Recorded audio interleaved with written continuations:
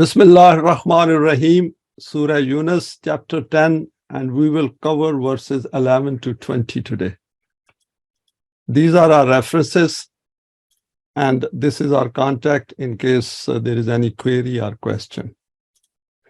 Recap so far. If we remember, we had covered verses 1 to 10 last weekend.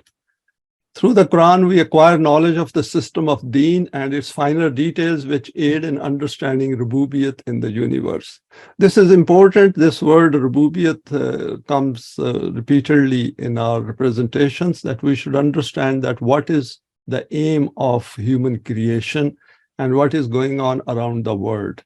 That wherever there are human laws, how do the human world works, and how does the world work which is outside the human domain.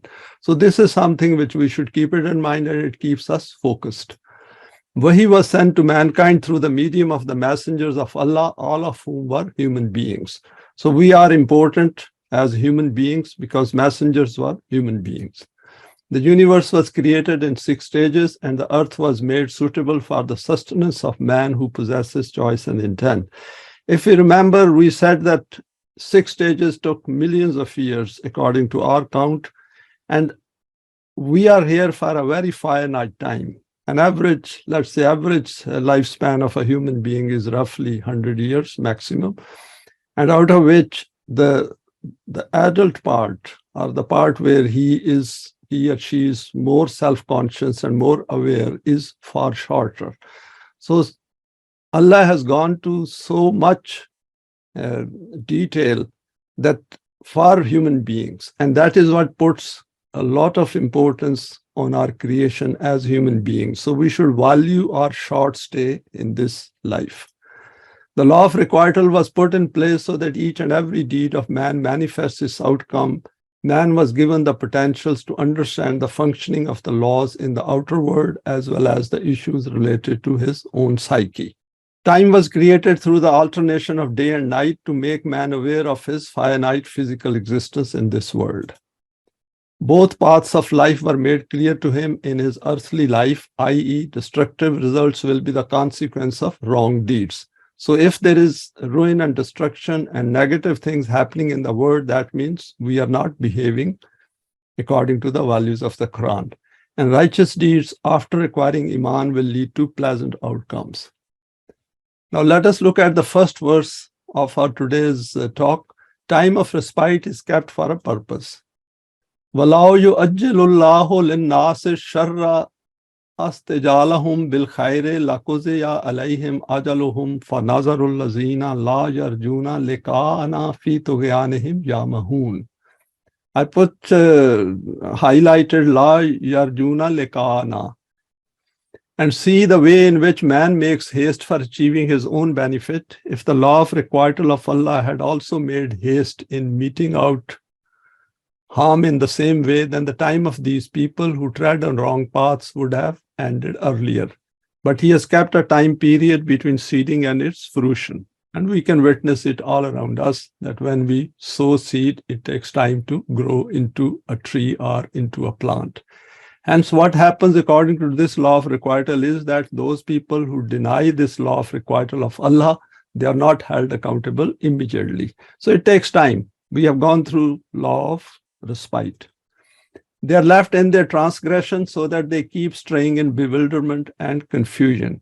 And this is something which looks a bit derogatory, but fact is that if we are bewildered and confused and we are not sure where we are heading for, and we think that the life will end with death, then of course we are in a mode of transgression.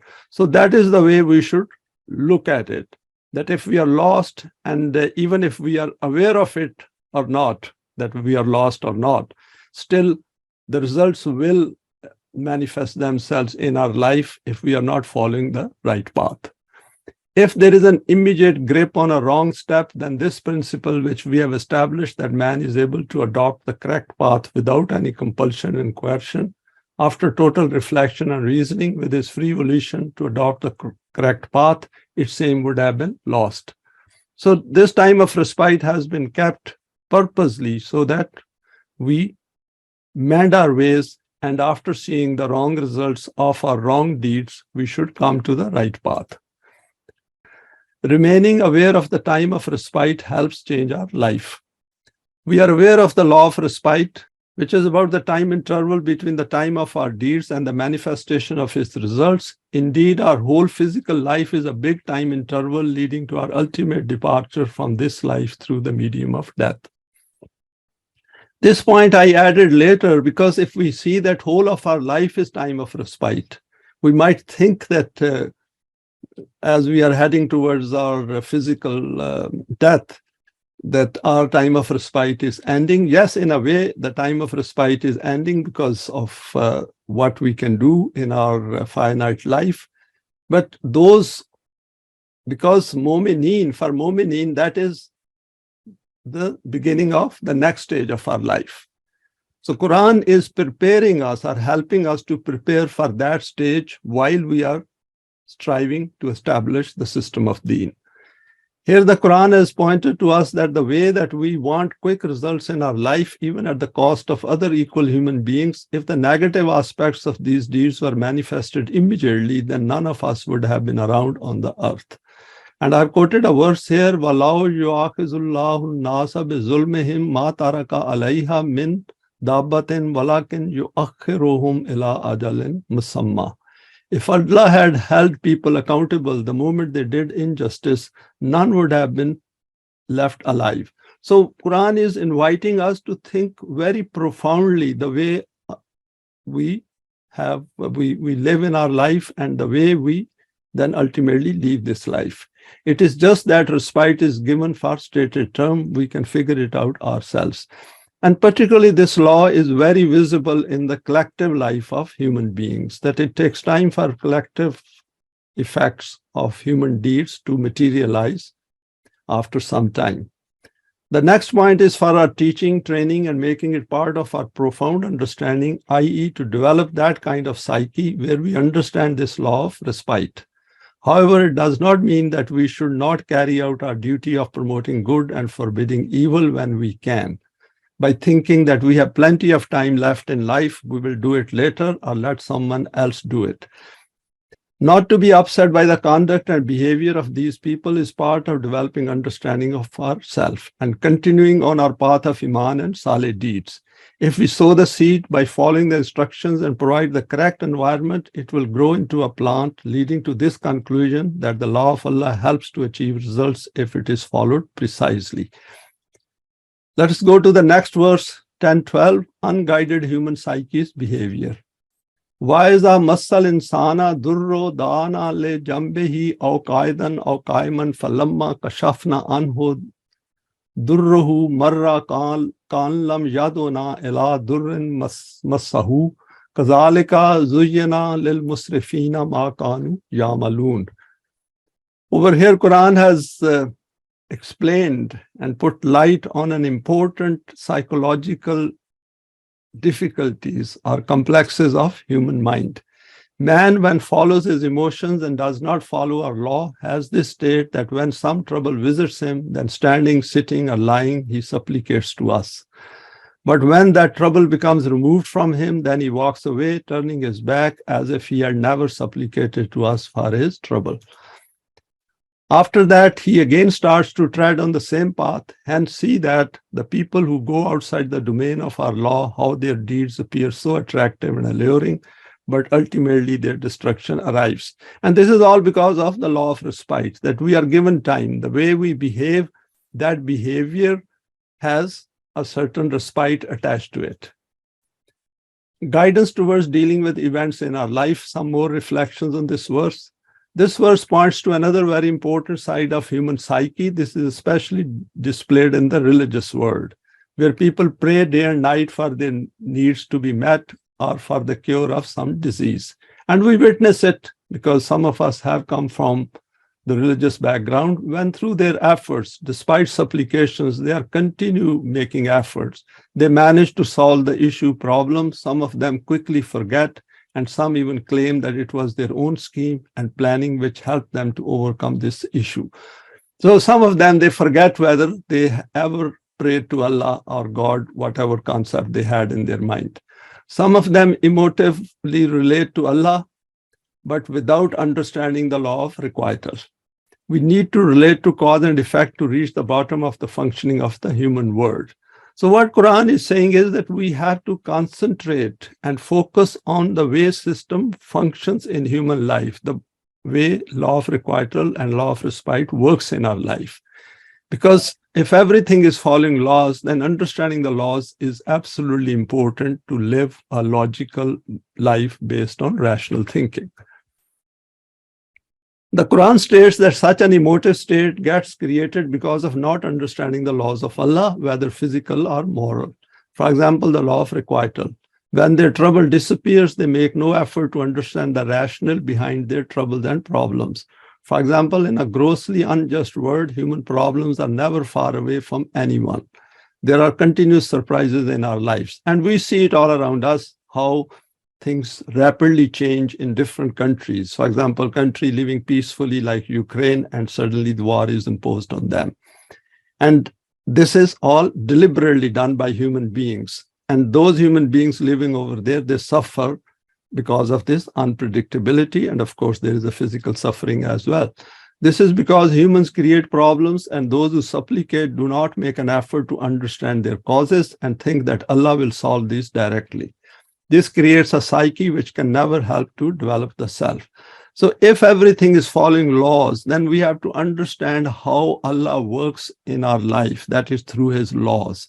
As we have gone through before as well, and the Quran very clearly points to this fact that Jamaat-e-Mu'mineen is the one which acts on behalf of Allah and carry out those duties which Allah has taken on himself. So that is why the language of the Quran we have to understand is from psychological point of view, that wherever Allah relates to himself, we have to look at it, that what are the duties of these human beings to which Allah is relating himself, that I do it, that means Jamaat-e-Mu'mineen will do it. And since there is no Jamaat-e-Mu'mineen, it will never get done.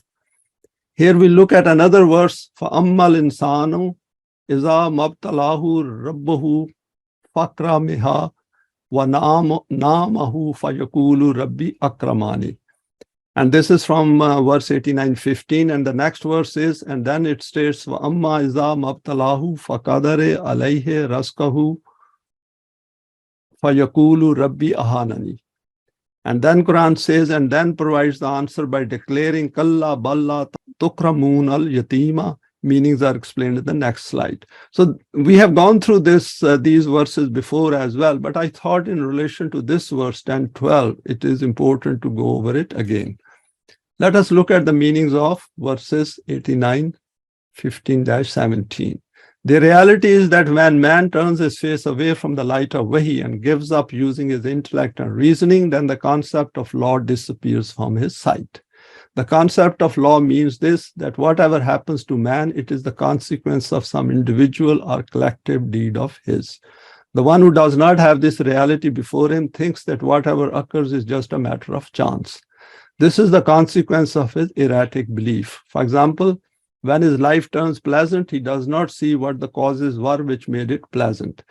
Because most of the time under the capitalist system, it is because of the wrong system that these things come to us. And we relate it to somehow Allah, that Allah has been very kind to me. We have gone over this point previously as well. He states that Allah bestows his bounties on whomever he wishes, i.e. there is no procedure and law with him. And next is when his life takes a turn for the worse, and sustenance becomes narrowed for him, he does not reason that this is the outcome of which wrong decision being made.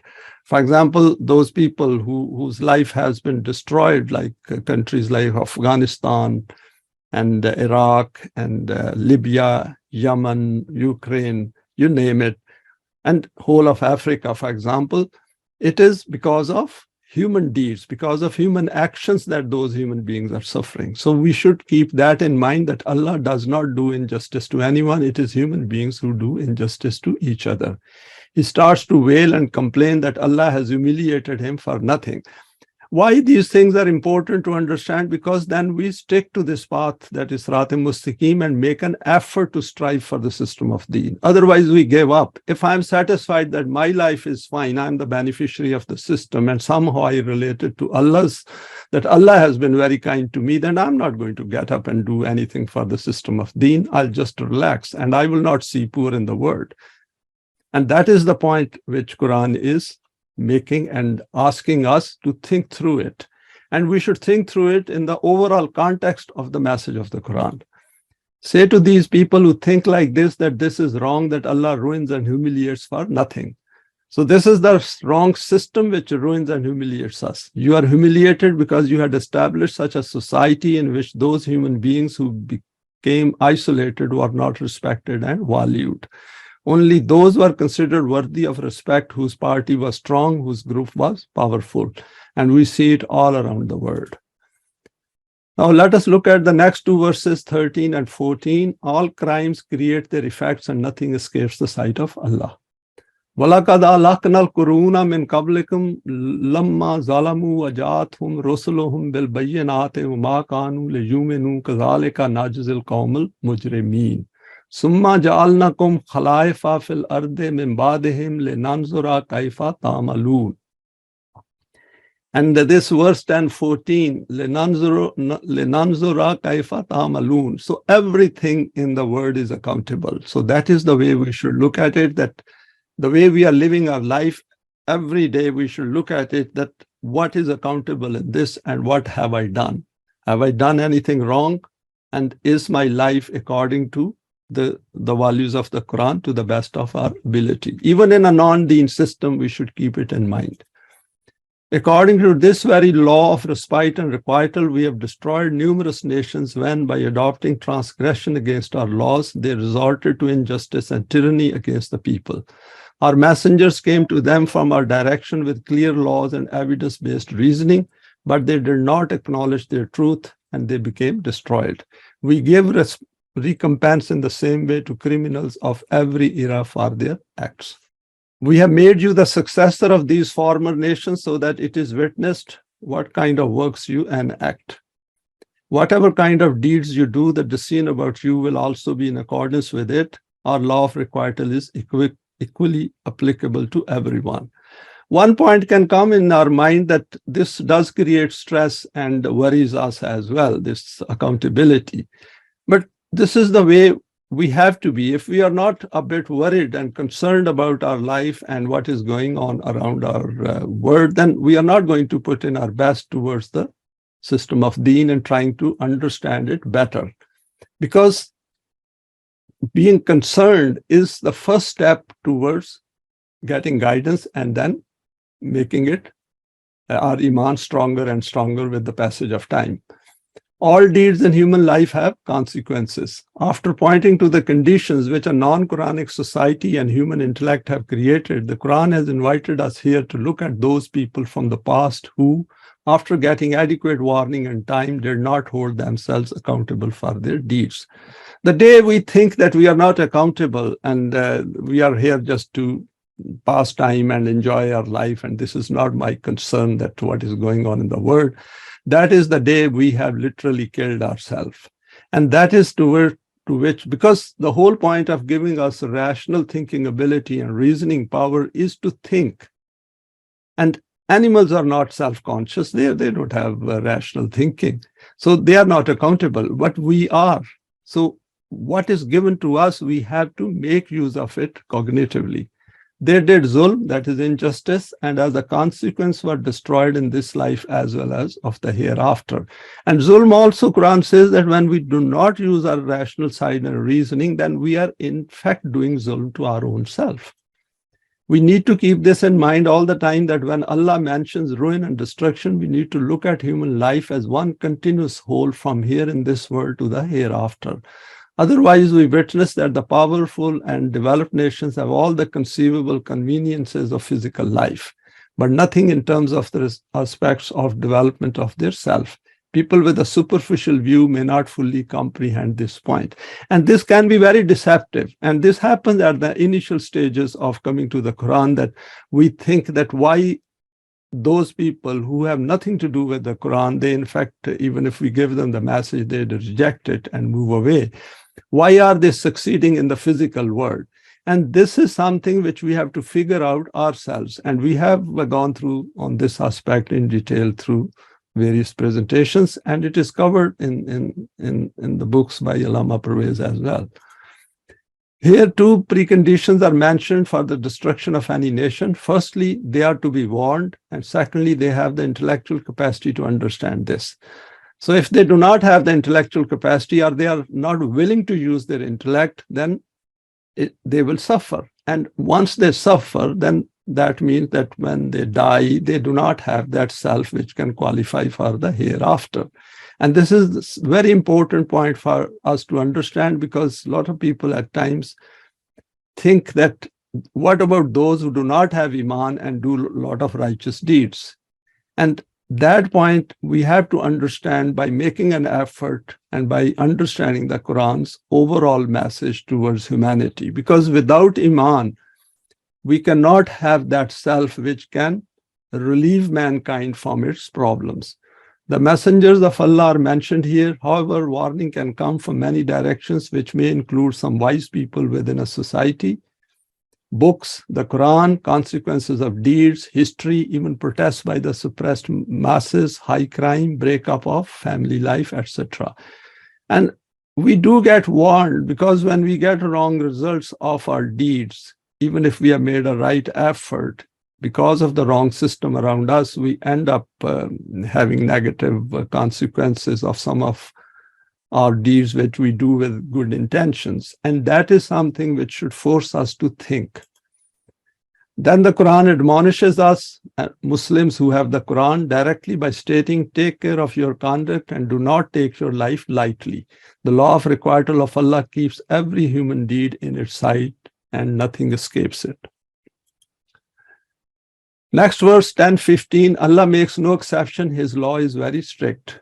وَإِذَا تُتْلَى عَلَيْهِمْ آيَاتُنَا بَيِّنَاتٍ قَالَ الَّذِينَ لَا يَرْجُونَ لِقَاءَنَا آتِ بِقُرْآنٍ غَيْرِ هَذَا أَوْ بَدِّلْهُ قُلْ مَا يَكُونُ لِي أَنْ أُبَدِّلَهُ مِنْ تِلْقَاءِ نَفْسِي إِنْ أَتَّبِعُ إِلَّا مَا يُوحَى إِلَيَّ إِنِّي أَخَافُ إِنْ عَصَيْتُ رَبِّي عَذَابَ يَوْمٍ عَظِيمٍ.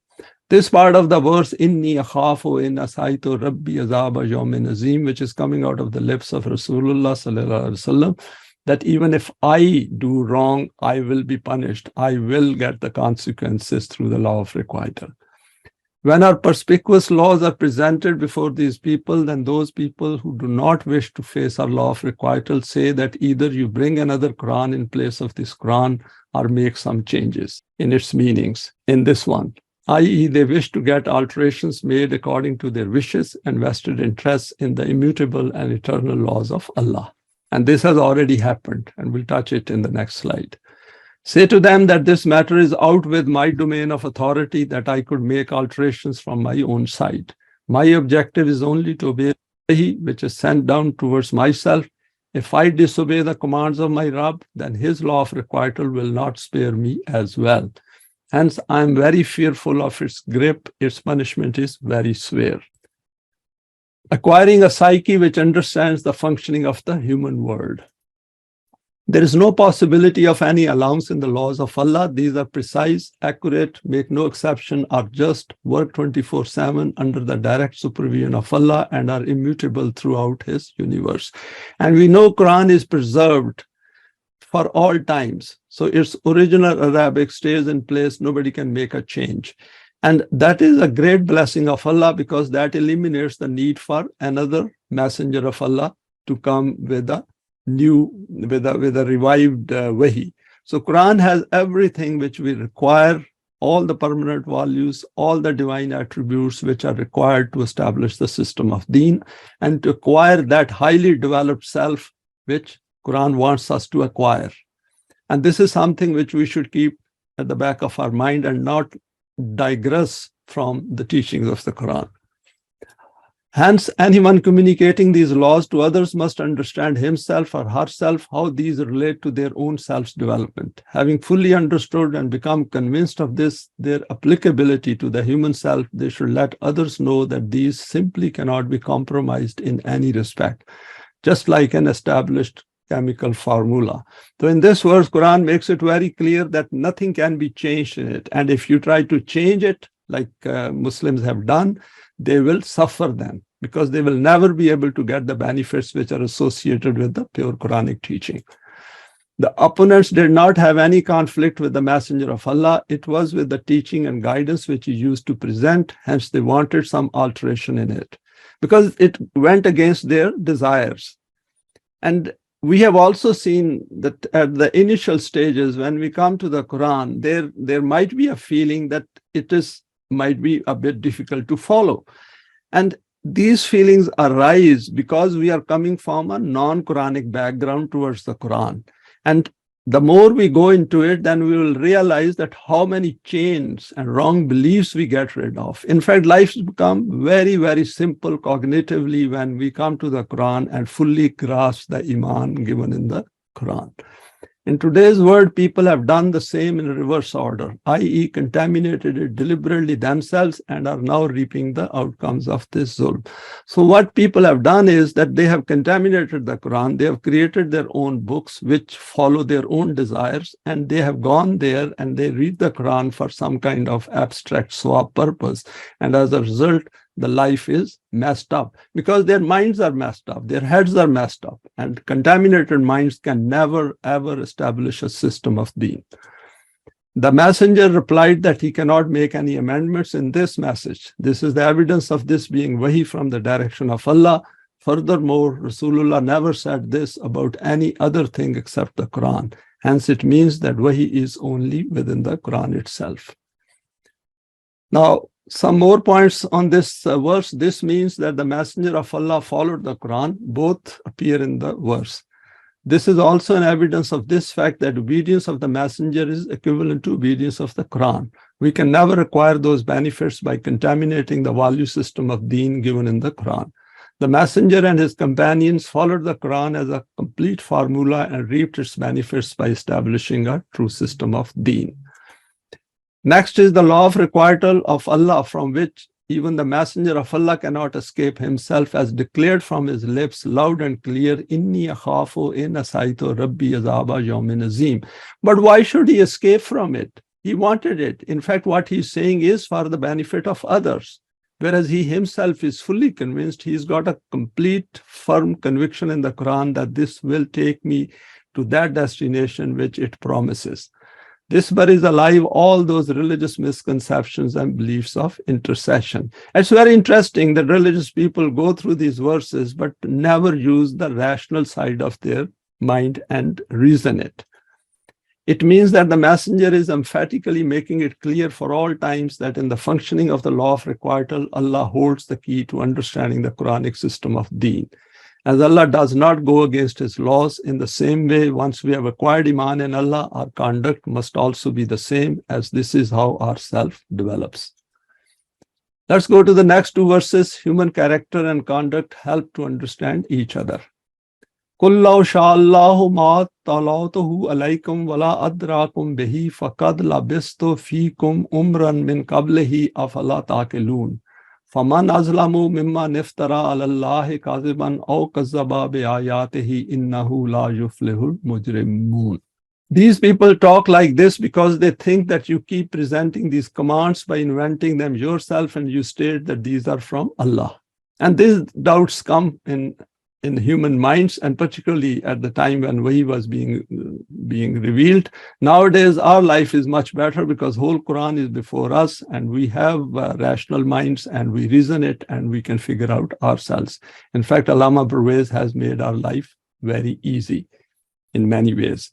Say to them that I am not a stranger among you, that you cannot find out what my character is. Before this proclamation of Nubuwwat, I spent a lifetime among you. What kind of evidence does this life of mine provide to you?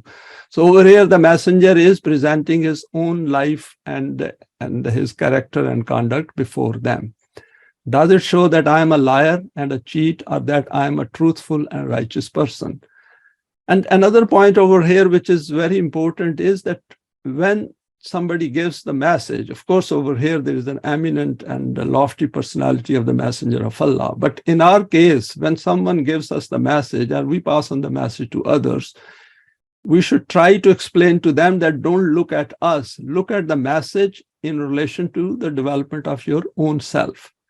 You should reflect on this fact, and by making use of your intellect and reasoning, think that if this matter was not in accordance with the Mashiach of Allah, and if Allah had not wished to send this knowledge of Wahi to you, then I would never have presented these before you by inventing them myself. Lies and fabrications are contrary to my way of life. And that also means that we who have come to the Quran, we also must not have these things in our personality, in our psyche. And if we have, we should identify them and then get rid of them over a period of time through our efforts, through solid deeds. After this, reflect on this fact that an individual who invents things himself and then states about them that these are the Wahi of Allah, what a big criminal he will be. On the other hand, that individual is no less of a criminal in front of whom the truthful Wahi of Allah reaches and he falsifies it. So both points are covered. That if somebody is telling lies and says this is from Allah, like we have the contaminated version of sectarian Islam, that means they are committing a crime against their own self. And those to whom pure Quran is presented and those who present a contaminated Islam as well, both are criminals in the sight of Allah, or they are doing crimes against their own self. These are both equally criminals, and the law of Allah is that it does not let criminals succeed in their program. Very powerful statement over here, innahu la yuflihul mujrimun, that if we make effort with full focus and intensity and never give up, the results will materialize at some later stage. The law of requital functions through our character and conduct. Since in the receipt and communication of Wahi, the person of the messenger is involved, hence people do question personal character and conduct. Here the Quran presents the past character of the messenger as evidence, i.e., he has spent all his life among them, and this has been as someone with very high integrity and honesty. This aspect was never challenged by anyone in the society. Then implicit in this is the appeal to consider the nature of the invitation itself. Can it be the product of the human intellect? And that is important point, that can it be the product of the human intellect? And that is what disturbed these people, because they thought that Rasulullah sallallahu alaihi wasallam never talked like this before. And now suddenly he's coming out with something which is hitting at the core of our wrong system, evil system. The messenger is saying that what is being conveyed, can it be the product of my intellect? How can it be when I never mentioned it previously? It is coming from outside for the guidance of all of us, which includes myself too.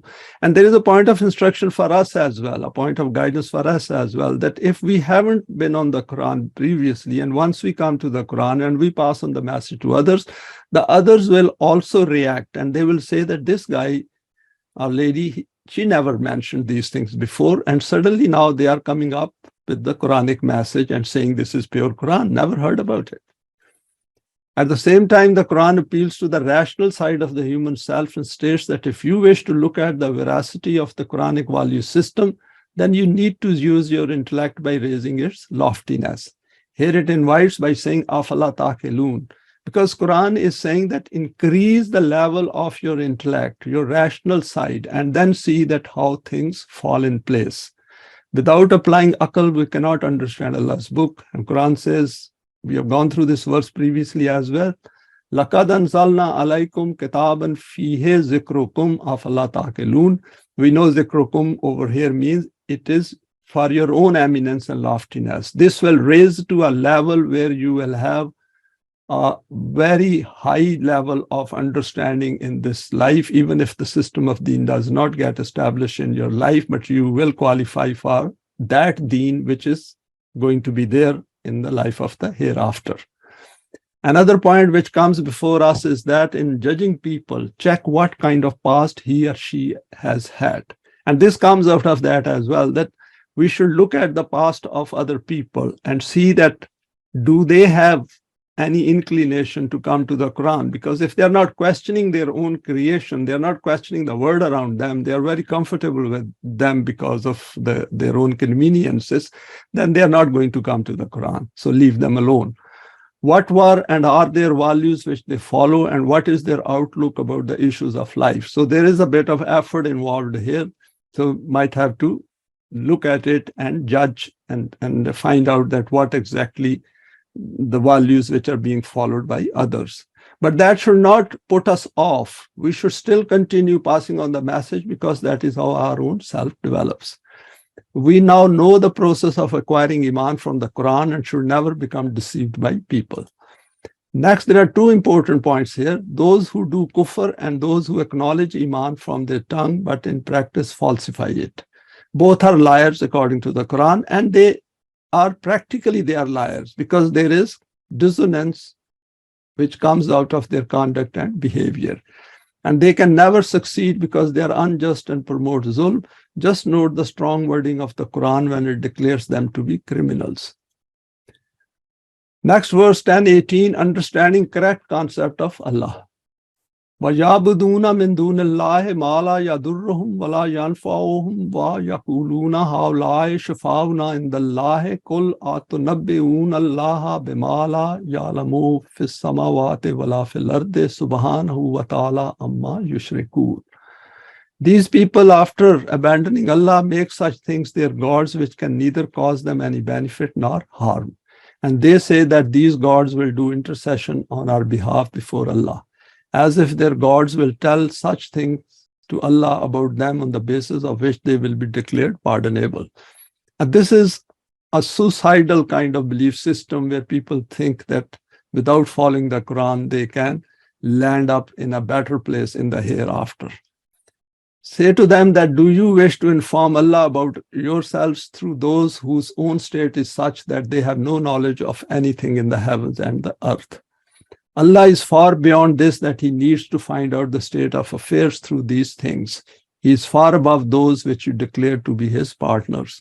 And we have gone through the concept of Allah, that it is very precise, and we have to make him our model in terms of the divine attributes which we have to acquire and then manifest them for the system of deen. Worship has nothing to do with deen. We know that Ya'buduna is translated as worship. The term Ya'buduna, abud, is related to obeying the commands and laws of Allah, or to function under the obedience of his book. If we look at the overall context, then these things leave no doubt that it means obedience, because without obedience, we cannot create a new world. It is not worship, because worship cannot create a new world. It is total waste of time. As is believed in the domain of religions, there is no concept of worship in the Quran. It is this concept of worship is because of looking for shortcuts in life, where human beings do not want to put effort to go against the wrong system, stand up against it, and stand up for the poor and do something positive, and where the change in system is absolutely essential if we want to bring good to the people.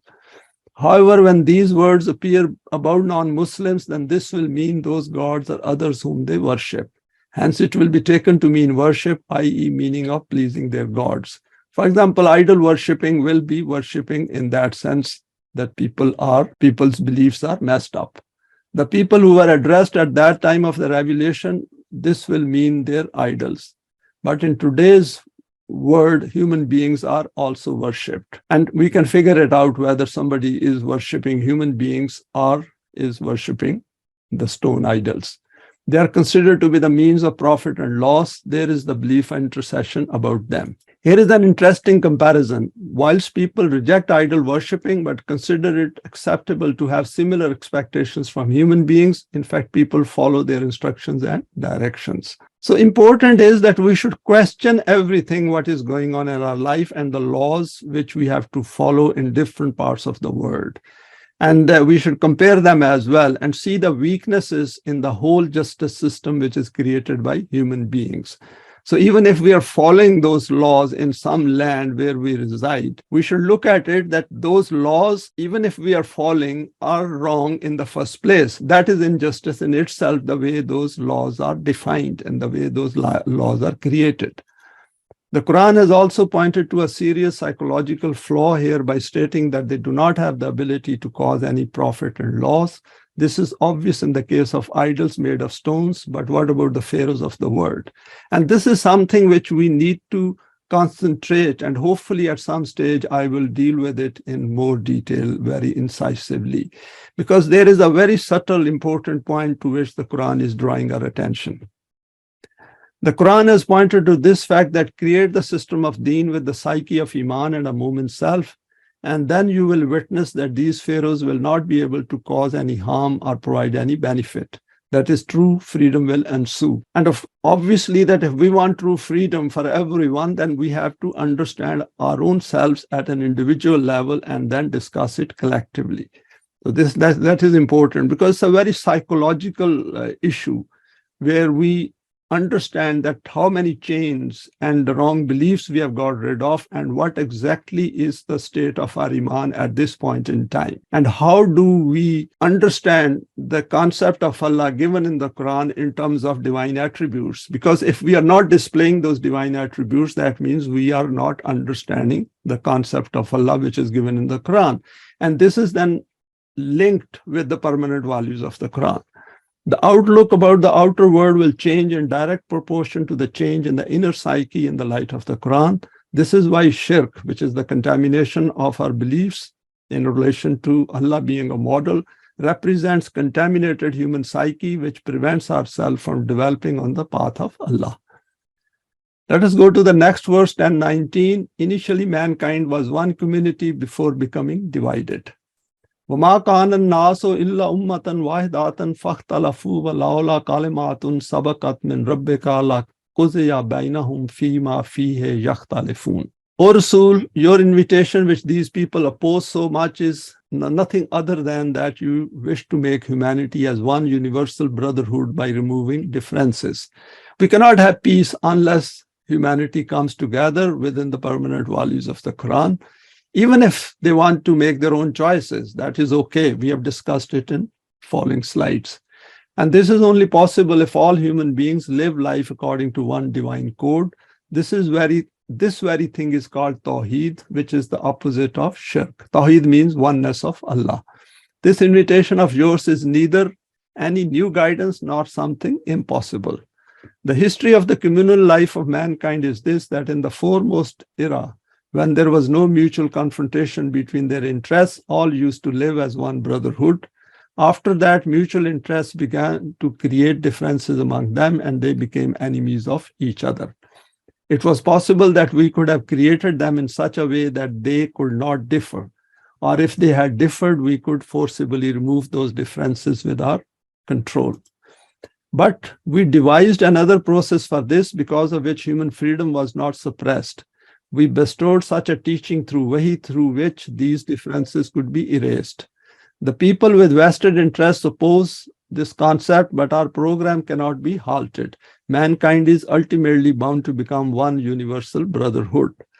Some of us at times get frustrated that why did Allah create us the way we are, because there are so many problems, chaos, and conflicts in the world, and could it be made peaceful without our effort? And that is fine as far as thinking is concerned, because that is the one which will help us to understand the question of our own creation, and why are we given choice and intent, and why are we given this body with the intellect and cognitive abilities. All these are related things which we need to understand, and Quran clarifies it. And we will see that all these things will clarified as we go through more verses.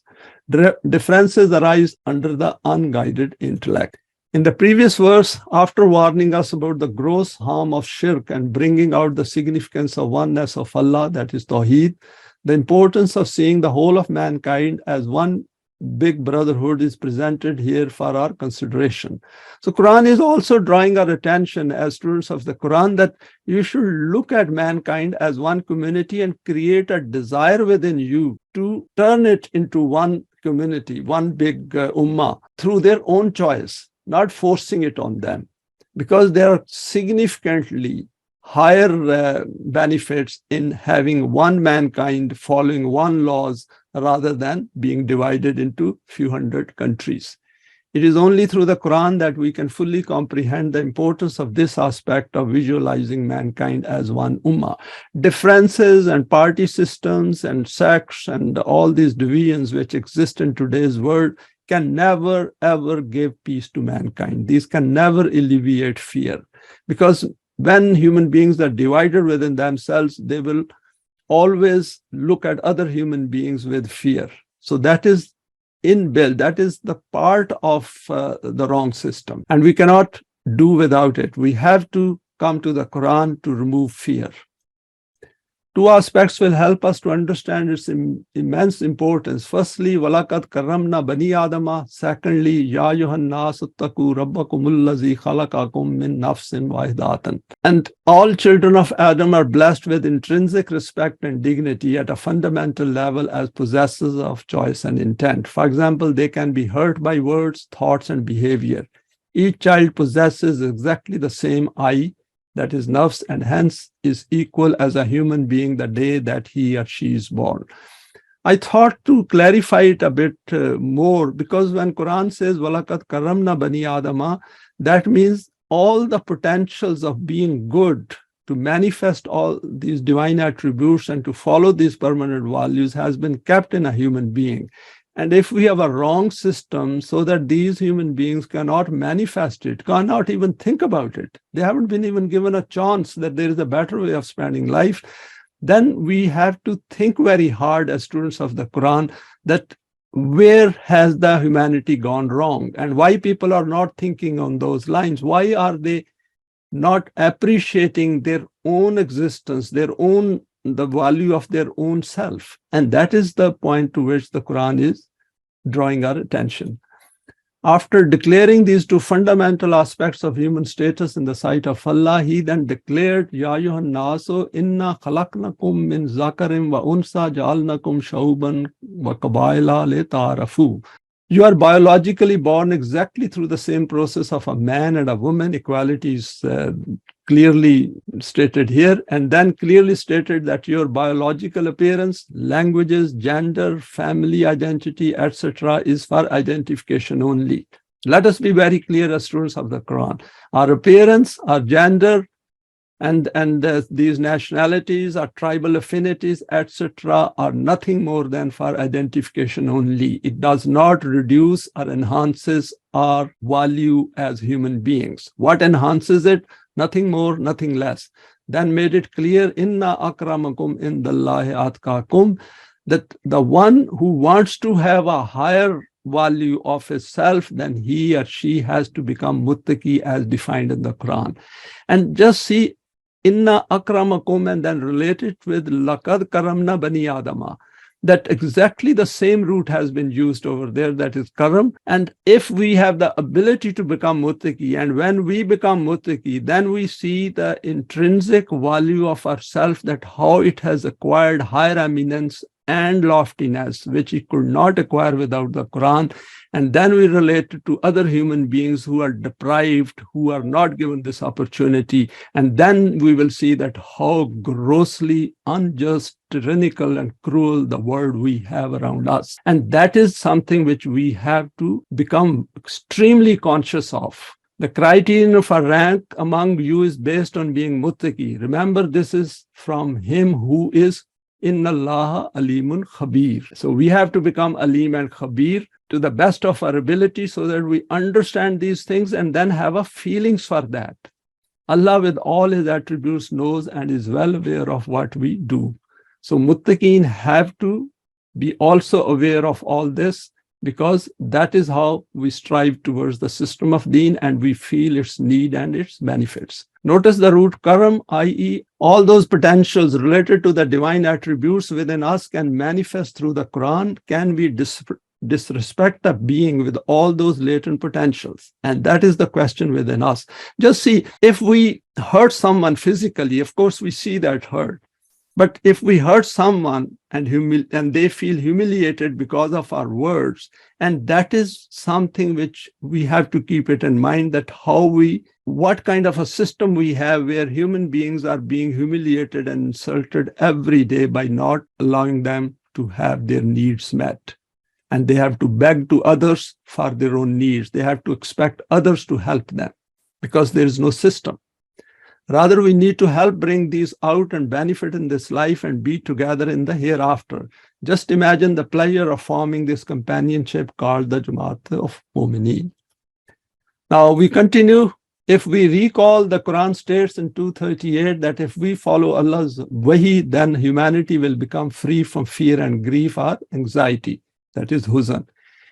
In today's world, we can see divisions and differences. For example, nations, parties, religions, race, gender, language, sex, classes, age, tribes, castes, clans, statuses, etc. among human beings, despite being equal, possessing the same I at a fundamental level and deserving the same respect and dignity. This is something which demands our profound attention and reflection. Is it possible to think of the unity of mankind as it just a utopian idea? So if we think that it is a utopian idea, then Quran is not going to make any sense to us, and particularly these verses which are related to the unity of mankind. Here the Quran helps us to think at a much higher and wider expanse than the level of a non-Quranic intellect.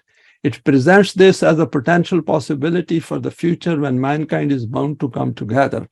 It is only prevented because of the absence of Jamaat-e-Mu'mineen. So those people who are exploiting other human beings, forget about it, they're not coming to the Quran. But that does not mean that we should not give them the message. By all means, we should give them the message, because the greater the opposition, the greater ourself will develop. More rapidly it will develop. Here is another verse. كان الناس أمة واحدة فبعث الله النبيين مبشرين ومنذرين وأنزل معهم الكتاب بالحق ليحكم بين الناس فيما اختلفوا فيه وما اختلف فيه إلا الذين أوتوه من بعد ما جاءتهم البينات بغيا بينهم فهدى الله الذين آمنوا لما اختلفوا فيه من الحق بإذنه والله يهدي it's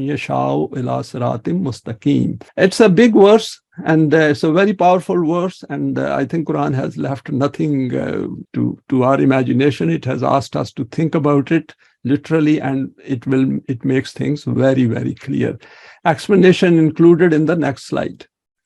Main points from the meanings of verse 213. Mankind initially was one ummah. And we know when human beings appeared on this earth, they didn't have any differences because they had plenty of land, and wherever they could go, they could travel. In fact, 200-300 years ago, if we see, there were no borders, there were no passports, visas, human beings could travel around freely. And with the passage of time, there are more and more chains put around the necks of human beings. Then differences started to appear among them. In order to eliminate these differences, Anbiya used to come. They used to remove these differences through that book which they used to receive from Allah. The aim of this process of guidance and righteousness was that by removing the differences of mankind, to make them again into a universal brotherhood. This shape will become created by the obedience of the Quran. So if we are aiming to unite the world, the mankind, then that means our aim is exactly the same, which is Allah's aim. Every Nabi and Rassool received the book from the direction of Allah. Hence, the belief of a Nabi or Rassool without a book is against the Quran. The nation among whom there are differences and sects cannot be obedient to the wahi of Allah, period. All these sectarian Islam have nothing to do with the wahi of Allah or the obedience of Allah, so they can never ever get the benefits associated with the Quranic system of deen. They cannot even establish the system of deen. They cannot even think about it. The first and fundamental sign of a nation following the way of Allah is unity among them. This unity cannot become created among Muslims until they accept the Quran as their arbiter in every matter in which they differ. And it's a very deliberate act after understanding the pure Quran as a system of deen. And this is where Allama Parvez has done a great favor by putting all these aspects together, where Rububiyat and system of deen comes before us very clearly. Every Nabi, according to the book given to him, used to leave after creating unity, but after him, those people to whom that book was given so that they could act according to it, despite having such a teaching, through mutual arrogance and rivalry, i.e. the passion to excel each other, would start differing again. But to those people among them who had conviction in the truth of this code, Allah used to show them the path of avoiding differences according to His law. This is that very method through which Allah guides every one of those nations which wishes to avoid differences towards the balanced path of life. And that is Sirat-e-Mustaqim defined by the Quran. Then 19, is it possible to achieve universal brotherhood? And I put a question mark here because this is something which we need to come to terms with. The question which arises in our mind is, how can mankind come together when people do not have same ideology and outlook in life? The answer to this is very simple. We can see that even in today's world, people living within so-called modern welfare states are united by the economic benefits of the system. So on physical needs, people are united because wherever there is a better system where their needs can be met, they want to go to that land. But deep down, they are divided at various levels. For example, family, race, color, political affiliations, religious affinities, classes, etc. And we hear these terms all over the world that even the richest country like the United States, people say, oh, there is a polarization over there. Now there are far higher differences. There is a far big divide between rich and poor. And why is that? Because people who are at the helm of the affairs, they are grossly unjust. The prerequisite of such a system is the leadership based on Jamaat-e-Mu'mineen who have firm Iman in the Quranic value system and who manage it on behalf of Allah. If we look at the word, we will see that very hardly anyone is drawing attention to the human self and its development. And this is something which only comes out of the Quran very logically and forcefully and is based on evidence. Because every human being has a self. If we draw their attention to their own self, then some of them, not all of them, but gradually people will come to terms with their own rational thinking process and reasoning and really realize that through the rational thinking and reasoning, they themselves become wiser and their outlook becomes wider and higher. If it is a very flat structured system, then the majority of whose whole basic needs are being met and who also do not feel any fear gradually become free from huzn, then irrespective of their beliefs, they will conform to such a system. Because if human beings see that there is a benefit on that, even if they have arrived on that conclusion late, but ultimately the model itself becomes something which people then appreciate. People don't want to be humiliated. They don't want to beg from anyone else. And if that kind of a system is created where mutual respect exists and hereafter, the life of the hereafter is a clearly defined aim in front of them, then gradually it will appeal to their rational side, which is within them being their self. Because that is how human beings ultimately understand that this is in their own interest. Human beings like the freedom to choose and wish to make their own decisions. By possessing a rational and reasoning mind, people want to know the reason behind every permanent value and the way in which it is applied. Because once we get convinced about something intellectually, then we never give it up. The environment of Deen is highly rational, based on reason, and very transparent. Most people do not wish to create problems for others if their needs are met adequately. A rational mind will not create problems for others if he or she knows that it is in his own interest not to create problems. Because once you become the beneficiary of system, then you take care of the system because your own survival lies with the integrity of that system. Even in today's man-devised systems, there is a talk of global control, but this is with a view to restricting human freedom, and even more that they should do as they are told. And this is going on right in front of us. The things are getting bad to worse because those people who are at the helm of affairs, those who are called globalists, they don't have interest of mankind in their mind. And that is why, thinkers like Jordan Peterson said that these guys hate humanity. And they have come to this conclusion based on evidence. This kind of Iblisi mentality does not appreciate the manifesting of human choice and intent. Deep down, they do not value other human beings. And we have seen that how much emphasis Quran is putting on mutual affinity between human beings at self's level. Can a system of deen ever think of insulting another human being? And that is where the respect and dignity and value of every self will lie. Under the system of deen, human beings will keep the lofty aim of success and prosperity of this life linked to the life of the hereafter. For any lofty and elevated aim, most human beings become willing to accept the confines of the permanent values. In any case, in such a society, there is no accumulation of wealth, and it flows freely throughout the system like blood in the human body. On the accumulation of wealth and the issue of riba, we will talk about it at some point in the future. Let us look at the last verse for today's talk. Collective deeds manifest results after the time of respite is over. وَيَقُولُونَ لَوْلَا أُنزِلَ عَلَيْهِ آيَاتٌ مِّن رَبِّهِ فَقُلْ إِنَّمَا الْغَيْبُ لِلَّهِ فَانْتَظِرُوا إِنِّي مَعَكُم مِّنَ الْمُنْتَظِرِينَ. And these people also state this, that why does this Rassool not receive such a heavenly sign by observing which we can understand that he is really a messenger of Allah? O Rassool, you say to them that I invite you towards a system of life whose outcomes which are hidden from your eyes at this time will be established according to the law of Allah. But for this, a period of time will be needed. Hence, wait for that time when its tangible outcomes become manifested before you.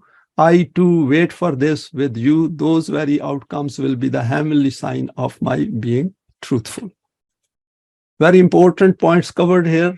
2 points. Conviction in one's mission is a must to help materialize the result. In the word of a religious belief system, people somehow think that the messengers need to do some miracles to prove that they are assigned this task from Allah, a consequence of non-rational thinking. This is the reason that all the religious books have noted various miracles reportedly performed by the messengers.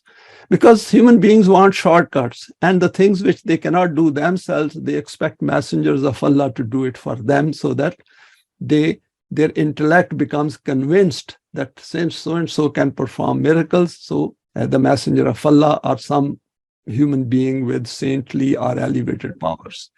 Here the Quran has made it clear that what is being presented will manifest itself when it is followed, and for which there is no need for any miracles, and there is no correlation between the two. The rational side of thinking says that I can do whatever other human beings can do. And if I expect other human beings to convince about their own rational side through a miracle for which he cannot provide any explanation, and I cannot understand that explanation, how it is going to increase my intellect, how it is going to increase my understanding of the Quran, how I'm going to help in the establishment of the system of deen. Another important point about the human psyche comes before us from the evidence of those people who hold religious beliefs that when false beliefs find a home in our minds, then these in turn affect our conduct and behavior in the outer world. As the Quran has stated very clearly, Inna Allaha la yughayyiru ma biqawmin hatta yughayyiru ma bi anfusihim. We have gone through this verse previously. If we wish the outer world to change, then we need to change our inner world first, and then stay together to make the difference in the outer world. And last is very interesting point, which is the second one. The next part of the verse is the declaration from the lips of Rasulullah sallallahu alaihi wasallam and his companions that فَقُلْ إِنَّمَا الْغَيْبُ لِلَّهِ فَانْتَظِرُوا إِنِّي مَعَكُم مِّنَ الْمُنْتَظِرِينَ. Let everyone know that what is being noted here is that though the results are not yet visible tangibly, they will become evident once enough time is given to the formula of Eimaan and Saleh deeds. See the confidence and trust implicit in this statement of the Quran, that whatever we are doing in the light of the Quran, it will take time. The results are already getting established. It's that these results are not visible. Of course, these results are visible in the development of our own self, our own elevated eminence, and our own understanding is increasing very gradually and surely. So this is to where Quran is drawing our attention, that don't give up. What is being stated over here may be invisible at this point in time, but it will become tangible and visible after a short period of time. And with that, I come to the end of this presentation. Thanks for your time and for sharing this today. And please feel free to share it with your contacts. You may like to subscribe for future talks related to the Quranic system of Deen.